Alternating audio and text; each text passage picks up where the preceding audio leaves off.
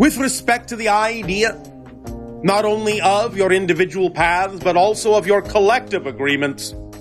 The concept of rising from the ashes is also connected simultaneously in order to move forward, in order to expand with the letting go of those things, those ideas, those concepts that no longer work for you, that no longer resonate within you harmoniously with your core self. And so rising from the ashes is all about allowing those old beliefs, those old definitions, those old ways of doing things, those old behaviors, those old thoughts, those old feelings, in a sense, to ignite and to reduce to ashes, to form the soil, if you will, the fodder, if you will, for your rebirth, from which you will arise clean, renewed, refreshed, with new understandings, new perspectives, new definitions, new beliefs, new feelings, new thoughts, new actions, totally new personalities with totally new behaviors in each cycle in which you allow yourself to experience this reducing to ashes and rising from them and rebirth. You reinvent yourself over and over and over again, always in a new way, shifting from reality to reality, allowing yourself to truly be the light that shines through the eyes of countless personality beings, again in much the same way that the light of a projector flashes through the frames of a film, illuminating the idea, the experience, the illusion of movement, of space, of time, of change, in order to add that experience of change to your total being so that you can understand and experience directly the mechanism of creation itself in all the ways that you can experience it eternally, infinitely, through a variety of forms that you will take even beyond this incarnation.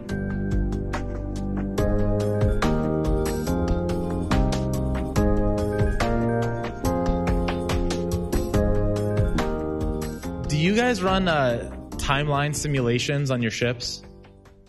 Define timeline simulation. Trajectories of potential futures based on beings' choices in different dimensions? We scan probable realities, yes. Okay.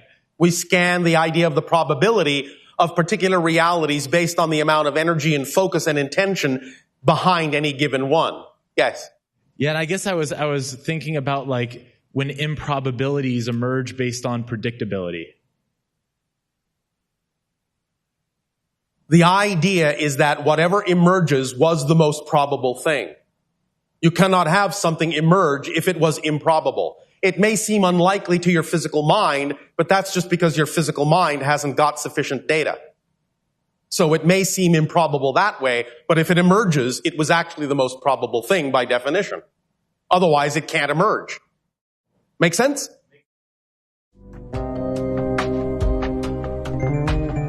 Speaking of seeds, Yes. a couple of my younger seeds are actually here today with me. Oh, all right. Hello, younger seeds.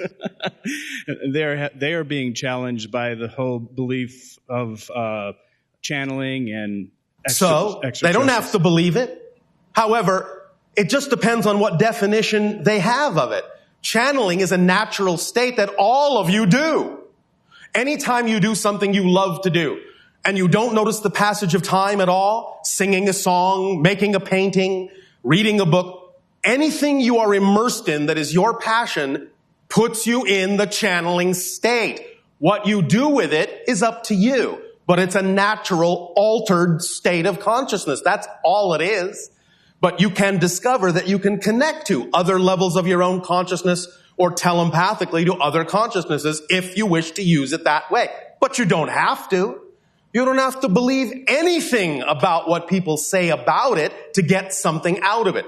This is why we say you don't have to believe in us. You don't have to believe we exist at all. The most important thing is, does the information work for you when you apply it in your life? Does it allow you to experience the changes that you prefer to make? That's the bottom line, and that's the only thing that's important here, is it simply gives you the ability, and you all have the ability, to get into an altered state where you have a higher point of view, you're making more connections, you're making more associations, you're seeing the bigger picture instead of being so myopic. You're looking from the mountaintop instead of down from the valley. And you can see more clearly the ideas of how everything interconnects, how everything works. Channeling is a natural altered state. You all have the ability to connect to source and download whatever information you need because everything exists here and now. That's all channeling is. You don't need to make a big mystery of it. It doesn't have to be some sort of gigantic spiritual or occult idea. It's a very natural, organic process, and that's all there is to it. And it doesn't matter what you believe as long as you're true to yourself.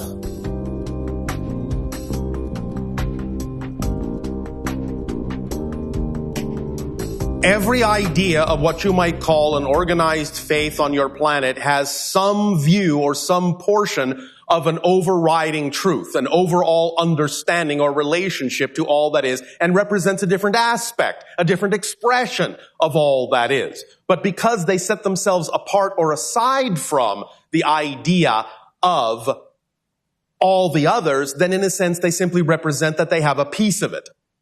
If all of them would simply blend together into a natural relationship or understanding, then you would have more of it. But each and every one is another way. Each and every expression that you call those kinds of religions or faiths is simply another way of forming a relationship to another aspect, another expression of creation, of all that is.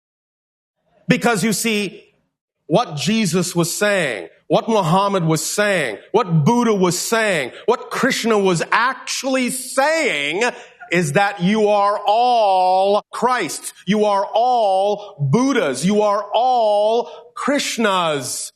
Don't follow me. Be like me, because you are like me. Therefore, they never required the idea nor asked for the idea of followers. They were creating equals. And we're not creating religions.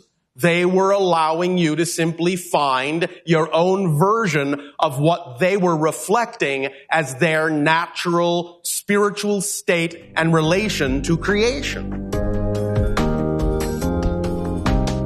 Wake up. You know how best to wake up? Live your dreams. Don't just dream about living. Live your dreams and you'll wake up.